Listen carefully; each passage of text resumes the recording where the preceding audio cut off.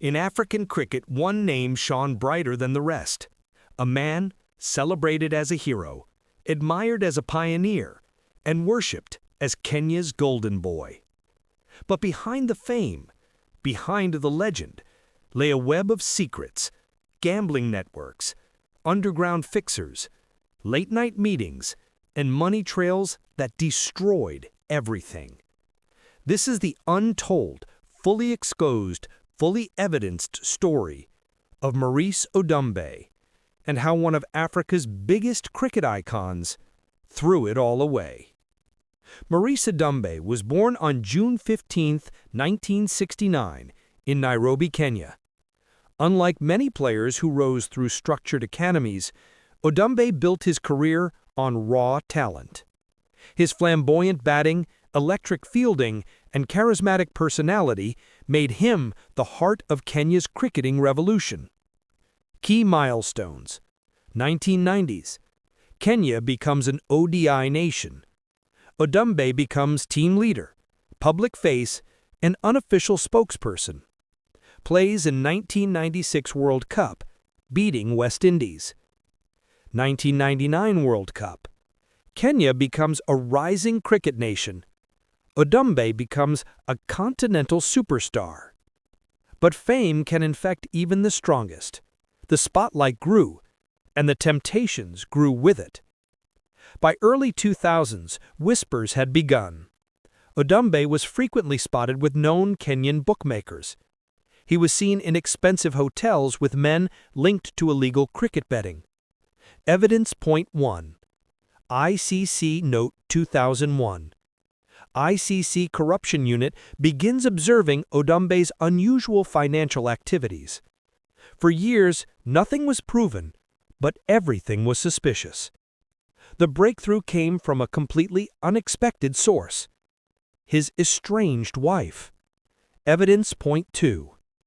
Odumbe's estranged wife told investigators that he had received large unexplained payments shortly after meetings with Indian bookmakers.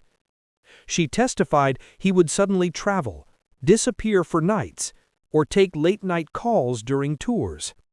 Her testimony became the first major crack in Odumbe's wall. The second piece of evidence was even more explosive. A known Indian bookmaker, already on ICC's radar, admitted to having connections with Odumbe. Evidence Point 3. Phone records. Multiple phone calls between Odumbe and bookmakers, recorded during Kenya's tours. Peaks in communication before and after key matches. The ICC Anti-Corruption Unit uncovered hotel records showing Odumbe had met with a bookmaker at least 6 times between 2000 and 2002. Evidence Point 4. Hotel logs and CCTV. Meetings at Hilton, Nairobi. Meetings in South Africa during Sharjah Cup. Odumbe booked private rooms under aliases. This was no casual friendship. This was organized, repeated, and calculated.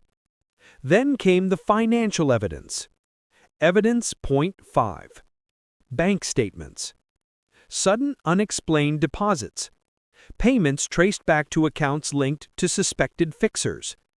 Amounts inconsistent with Odumbe's known income.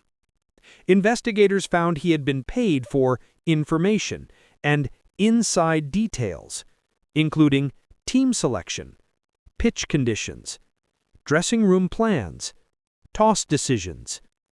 In match fixing, even information is a commodity.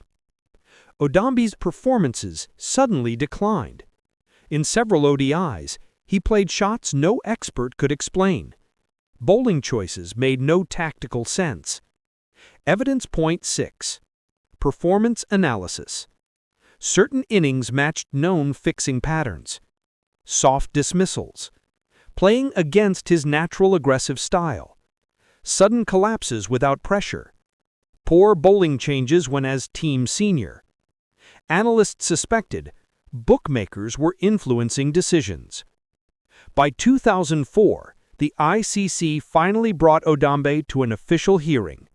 Evidence Point 7. ICC tribunal findings. Proven meetings with bookmakers.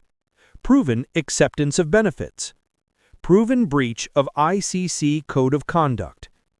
Proven failure to report approaches. He fraternized with bookmakers and accepted financial rewards.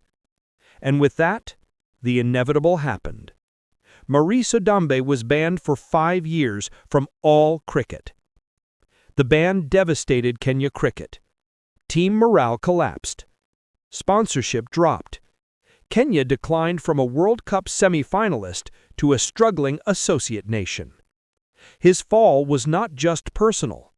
It changed the fate of an entire country. After the ban, Odumbe tried to return, but the game had moved on, and his reputation was beyond repair. He played small domestic tournaments, tried coaching, even attempted a public comeback to prove innocence, but the evidence had already spoken. Maurice Odumbe could have been Africa's greatest cricket icon. Instead, he became a cautionary tale, a legend destroyed not by rivals, but by his own choices.